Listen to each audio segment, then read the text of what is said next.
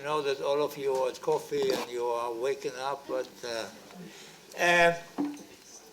this session is about the sanctions, and I have on my left and on my right the Canadian mafia. Former Canadian mafia.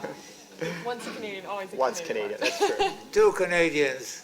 I don't know that the organizer. Emily, did you pay attention to this fact? Or? We didn't know it. It came out in the opening. Yeah, because I am the wrong moderator. We have a Canadian born in the institute. Most probably you know him, Mark Heller, who could be the moderator here and complete the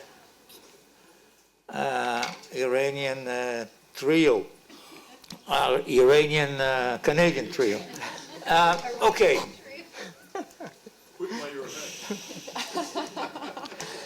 No, I didn't have coffee.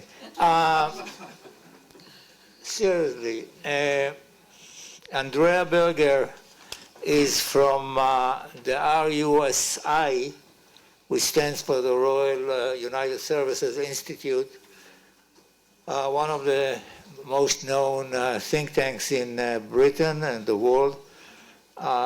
Incidentally, born about 185 years or 95 years, 100 by Lord Wellington, the one who defeated Napoleon in Waterloo. And a known writer and researcher on nuclear issues, non-proliferation, sanctions, etc. I will not go into all what she did in her life. The same I won't do about Mark Dubowitz, who was the executive director of the Foundation for Defense of Democracy, came from the business sector, and also very active on the non-proliferation issues, and most notably on the question of Iran. And so I will address questions to you, and I hope that I hope that you satisfy my curiosity, but the audience is more important in this respect. So the first question to you, Andrea. In a recent article you wrote, in fact, this month, less than 1 week, on South Korea, dealing with, of course, North Korea, and the application of sanctions as imposed by the Security Council. You raised the question, to my mind, is the whole question of calibration. How much a country like South Korea, which wants on the one hand business with Iran, but on the other hand, of course, wants Iran to cut off as much as possible the ties and the nuclear ties to North Korea. Wasn't the same consideration applied when imposing sanctions on Iran? That's an excellent question to start with, and to be honest, I wasn't actually anticipating having to discuss South Korea on the panel, but very happy to. For those who maybe... No, I want to discuss calibration. Of course. Yeah. But maybe just as brief background for those who might not understand why on earth South Korea is part of this discussion as a case study really at all. President Park Geun-hye made a visit to Iran recently, and she brought a very large economic delegation with her, over 220 corporate representatives, at a time when obviously Iran is looking for investment from any and all partners. And if you read Iranian media, there's something daily about Iran's outreach to countries as diverse as those in the Caucasus, to East Asia, to Africa, to Western Europe. And President Park recognized that, made a very high-level visit to Tehran, had senior meetings there, and one of the key messages that she delivered was that South Korea expects Iran to do more in implementing UN sanctions on North Korea. So this is where the question comes in about calibration. There's obviously an interest in South Korean companies to potentially do greater trade with Iran, but at the same time, there's this political tension with the desire to use that carrot of future economic engagement as leverage to affect Iranian calculations over its foreign policy relationships in this case. So I think it is an interesting case study. I think one of the things that's most useful to look at is, as we just discussed, the extent to which there's a trade-off between pressure and the desirability that might organically arise within the private sector to take advantage of an emerging market. The difference is that until recently, North Korea sanctions and Iran sanctions have been quite different. And so the sticks and carrots facing the private sector in their decision-making are different too.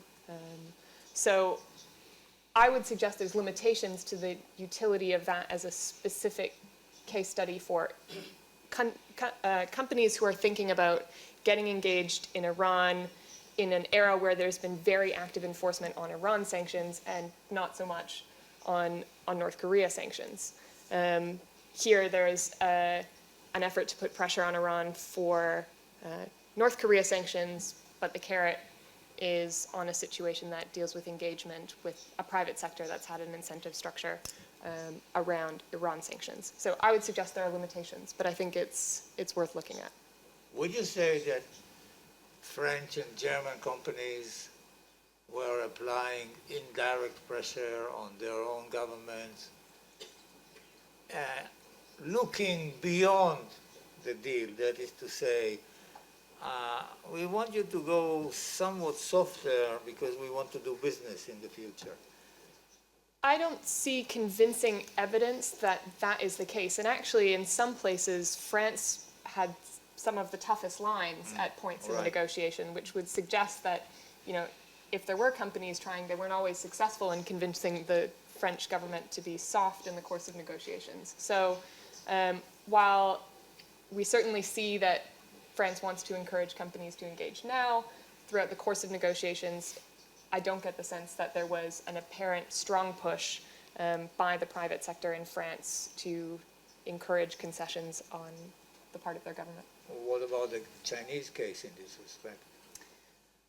The Chinese case is, I think, quite different, and I would turn to those who have been more actively involved in the negotiations because I don't know what the day-to-day course of Chinese discussion was like while those negotiations were ongoing, but I get the sense that they weren't at the forefront of the discussion amongst the P5+1, and therefore were much more part of the discussion to ensure that things could go through at the UN Security Council level than necessarily the ones setting the constraints and opportunities in the deal.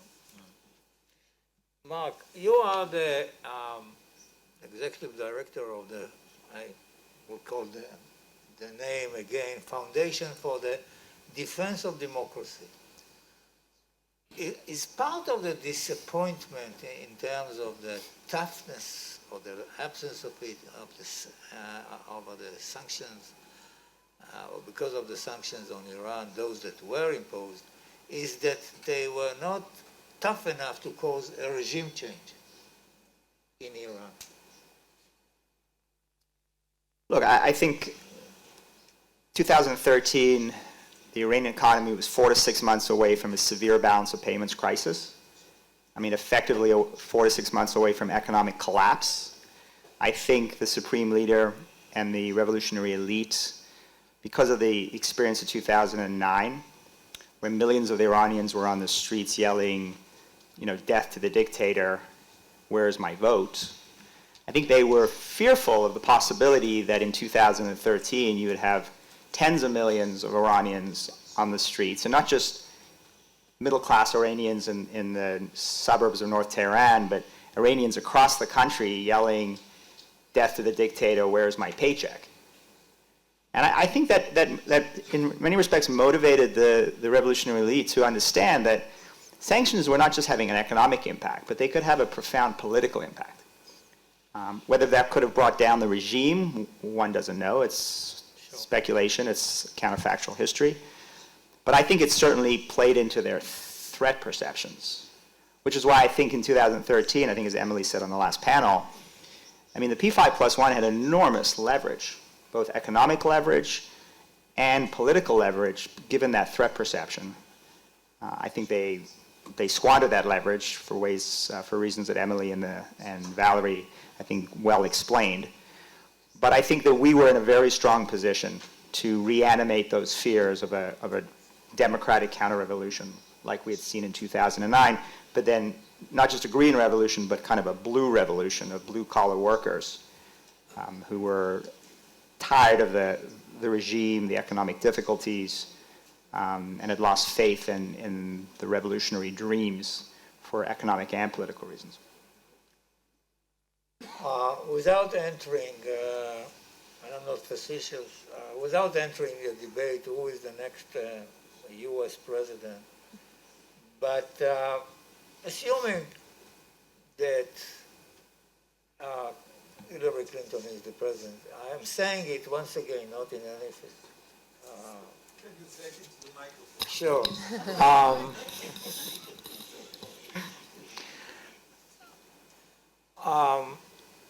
Because I think that Trump is unpredictable, so there's no point in getting into this question. But Hillary Clinton calls you and says, well, what is your advice on two issues? One is the regime change, and secondly, how should my administration deal with the sanctions, especially those that are still left to me as the president to deal with, not the congressional ones where the Congress has some influence, but those that are left to me to remain or to continue with them or to abolish. So I think my answer would be, President Clinton, I'm not a regime change expert.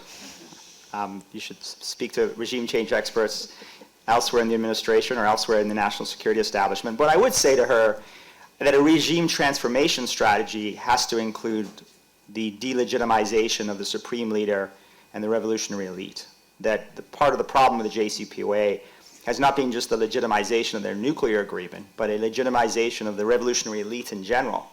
And I think that we need to be engaged in a political warfare campaign against that revolutionary elite, which continues to foment and support malign activities in the region. With respect to sanctions, I would remind her at that time, because I think it will be consistent, that since the JCPOA has been signed, the Obama administration, her predecessor, imposed no human rights sanctions. Indeed, since Rouhani was elected in middle of 2013, the Obama administration only imposed 3 Iran human rights sanctions. I would remind her that the ballistic missile sanctions, that there have been, at that time, maybe 12, there have been 18, but they've been ineffectual ballistic missile sanctions because they've been going after Iranian procurement networks that the Iranians are very adept at reconstituting, and they're going to have no impact on the strategic calculus of the regime with respect to its development of long-range ballistic missiles towards an ICBM. I would probably suggest to her that sanctions are having no impact on Iran's support for Assad or its support for Hezbollah because the Obama administration has not been forceful enough in responding to Iran's malign activities in that respect. So I would recommend to her that she use the full force of American law, her executive power, the current statutes that remain in place with respect to non-nuclear sanctions, and that she engage in vigorous and aggressive enforcement of non-nuclear sanctions, because we have to recreate, reanimate strategic deterrence, because we've effectively are surrendering to Iranian nuclear blackmail. By every time we even talk about sanctions, the Iranians say, A, there's no distinction between nuclear and non-nuclear sanctions, so we will perceive any sanction as a violation of the agreement. And B, if you do sanction us, we're going to walk away from the agreement. And that has become what I called last summer the sort of nuclear snapback, which is much more powerful than our economic snapback will ever be. This idea that the Iranians will threaten to walk away from the agreement, threaten to snap back the nuclear program, and therefore what they've effectively done is neutralized our ability to use any sanctions at all. You put your finger in the last sentence on a major issue, which is the ability of the international community, to the extent we can speak about the international community without differentiating between the players. But let's say that it's unified on this issue, or it's not. Can the U.S. take its own position on this, or a tougher position, without having the other, at least 4 Security Council members and Germany, 5, with it if it tries to snap back sanctions? I mean, the short answer is yes, because many deal supporters said that last summer. They said, if we don't do the deal now, and if Congress doesn't approve the deal now, well, the sanctions architecture is going to break down, and all the financial institutions and companies are going to rush back into Iran, and we're going to lose our sanctions leverage. Well, guess what happened? We did a deal, right? The deal got approved by the P5+1. President rammed that through Congress, and guess what's happening? Large financial institutions are not going back into Iran. So they're not even going back into Iran in the wake of a deal, never mind if there hadn't been a deal. And the reason for that is because of the power of U.S. financial sanctions, particularly the secondary sanctions that have created a significant level of deterrence. And by the way, the more important reason is because Iran's financial sector is a jurisdiction of illicit finance, of threat finance, of money laundering. And these large financial institutions, which have been whacked with multi-billion-dollar fines in the past for engaging in SWIFT stripping and asset stripping and money laundering, don't want to go back and do business with a jurisdiction of primary money laundering concerns. So U.S. congressional sanctions and U.S. secondary sanctions are very, very powerful, and particularly the financial sanctions, which are ultimately the most important sanctions in underpinning the entire global sanctions architecture. I think that discussion over the Iranian issue, it has to take into consideration the time frame.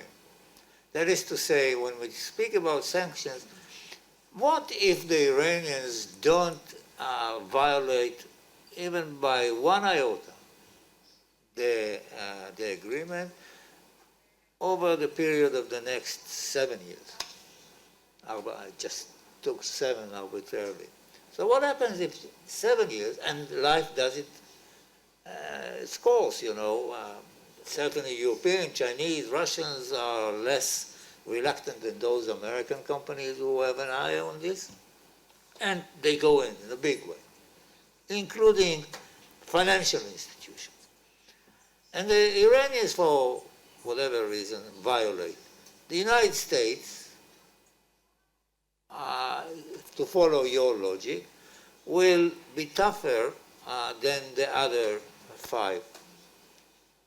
Well, I mean, I want Andrea as well to weigh in here, but I would say not necessarily. I think there's a brief window here of I think Mrs. Clinton will have a couple of years before all of that business rushes back in, all those global financial institutions plug back in to recreate that level of strategic deterrence through non-nuclear sanctions. I agree. I think after 7 years, when tens of billions are invested, the large global banks are back in, there's significant upstream energy investment, significant foreign direct investment, it significantly degrades our ability then to use not only U.S. sanctions, but any sanctions. And I think at that point, the Iranians increasingly immunize themselves against our ability to use sanctions, which to the previous panel, I think did a very good job of sort of talking about what the situation would look like in 10 years or 12 years or 15 years. The one thing that they didn't talk about, because they wanted us to talk about, because this is the sanctions panel,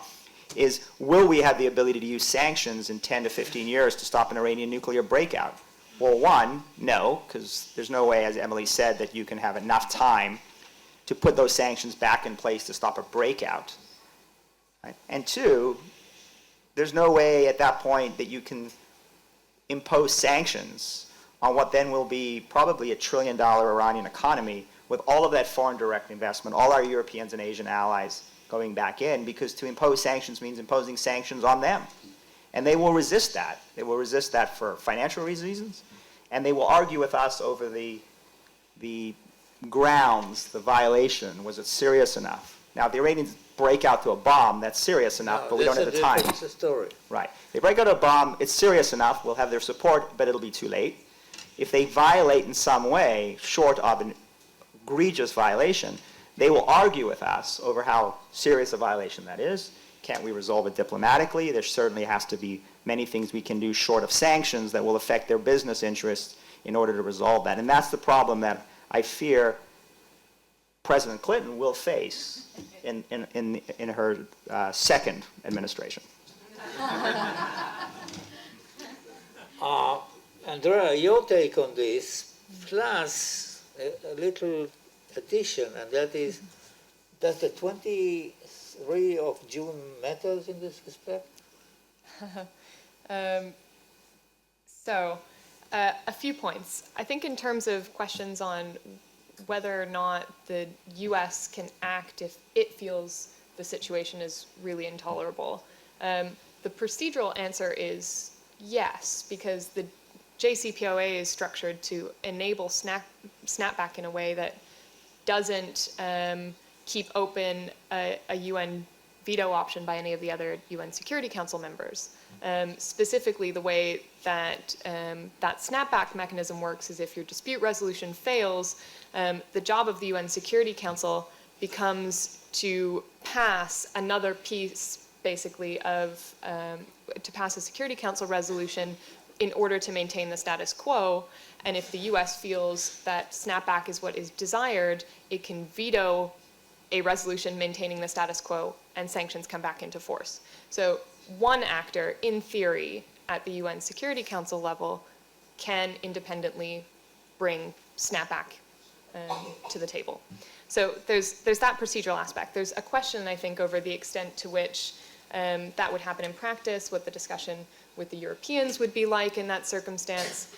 And I think there's really a few key variables here for the extent to which there would be European fight back to any US initiative. So I'll just caveat a little bit more, because I think I'm probably less pessimistic than Mark is on this front.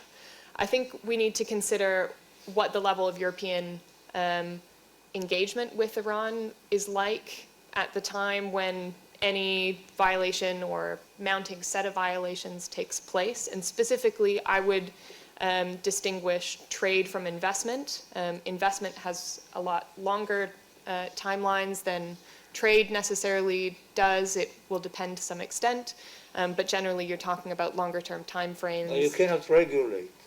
That is to say, you cannot tell those who wish to invest in Iran, well, take it with a pinch of salt, or don't do it over a period of 5 years. No, but what I mean is that let's say there's a higher level of trade with Iran that's relatively short-term, and therefore there's a possibility of ceasing that in a relatively quick time frame, whereas with investment, it's harder to do that without incurring, if you're a company that's invested in Iran or you're in a joint venture, significant cost.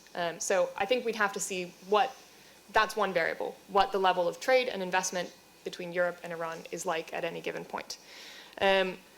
The second obvious variable is the severity of the violation or set of violations, and the extent to which that indicates that Iran has reopened a imminent military nuclear ambition or program. I think it's important to recall that Europe has been at the forefront of this discussion the entire way through, and really has made every effort to ensure that Iran does not get to a place where it poses a military nuclear threat to the international community. The EU3 has been right at the forefront of that discussion from the beginning, and I think it's worth remembering that they have an interest to ensure that Iran doesn't get to that point either.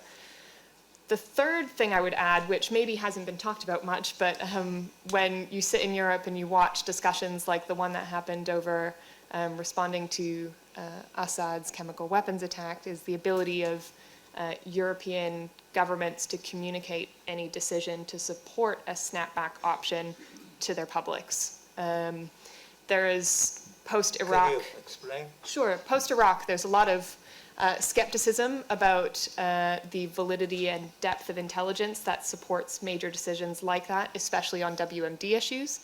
And I think one of the things that we would have to be very sure about is that our intelligence is solid enough and can be communicated in a way that's convincing to European general publics that Iran really is not playing and committing to its obligations. Well, was there, in your view, an intelligence failure in the case of the chemical? So I think in the UK, for example, the Cameron government took the question over response to Assad's chemical weapons attacks to Parliament. The government put forth a concise explanation of what had happened, and there was a lot of distrust post-Iraq about the government's decision-making over response to purported WMD issues, which end up getting Britain involved in major, potentially, campaigns on foreign land. And as a result of that, there was a vote against participating in any coalition action in Syria in response to I Assad's would chemical weapons look at it as a response to, or a reaction to 2003, the British involvement in Iraq, rather than to the chemical weapons in Syria. But to both of you, your answers on the how strong will be the willingness to snap back sanctions raises probably the most serious question, and that is, how do we do both? The question of calibration, that is to say, allow what the agreement allows, and that is develop a business with Iran on the one hand. On the other hand is preserving the effectiveness of the living or existing of the sanctions, and the ability to reinforce them when the time, if the time arrives. And my question specifically is that some of the sanctions, certainly in the United States, are both on the question of the nuclear capability and human rights. And you can say that maybe on the nuclear stuff, Iranians will behave, quote unquote, but on the human rights, they are not changing, they were not asked to change their policies, except by the sanctions, but not by the agreement. And therefore, if you maintain those sanctions that are connected to human rights and nuclear, you somehow keep them in place. They are not gone.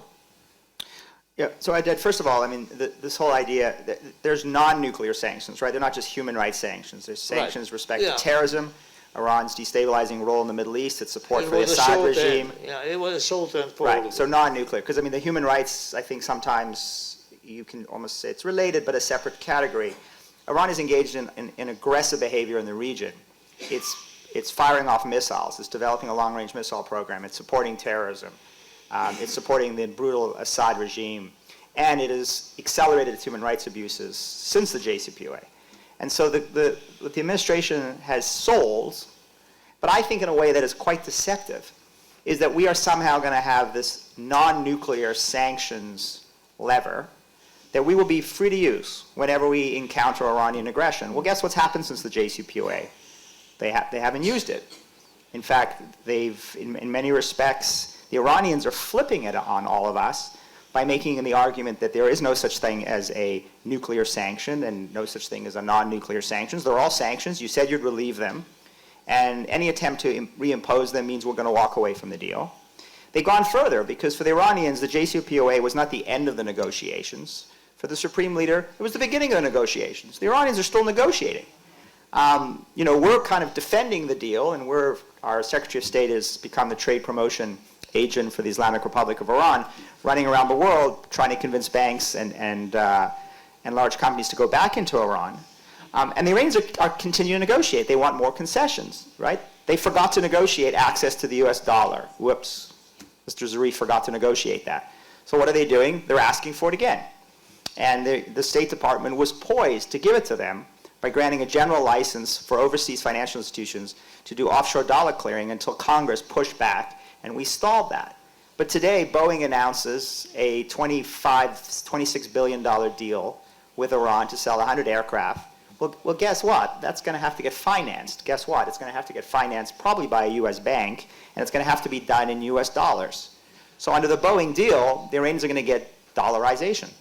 And they got dollarization when we bought their heavy water and paid $8.6 million. They're going to get dollarization when we repatriate more and more of those escrow oil funds, that $100 billion that's sitting in overseas accounts. And so what we'll do is we'll give them dollarization through a class of transactions approach. And so between now and when President Clinton comes into office, the Iranians will demand more and more concessions in terms of economic relief. And the administration has the incentive to give more and more concessions to lock in the deal, to make it more durable than it is, because the deal today is not durable. It's opposed by Americans 2-1. It was rejected by Congress, by 61% of Congress on a bipartisan basis. There's a lot of fear that this deal is not going to survive the next president, particularly if it's Trump. But even if it's Hillary, there's concern that she'll use non-nuclear sanctions and she'll undercut the deal's durability. So the administration between now No, the and only thing January... she has to do is to ask Congress to look into it. No, because what will happen is that the Iranians will say, you know, you gave us dollarization. That's connected to the JCPOA. Dollarization is therefore a nuclear sanctions relief. If you take dollarization away, you're violating the nuclear agreement.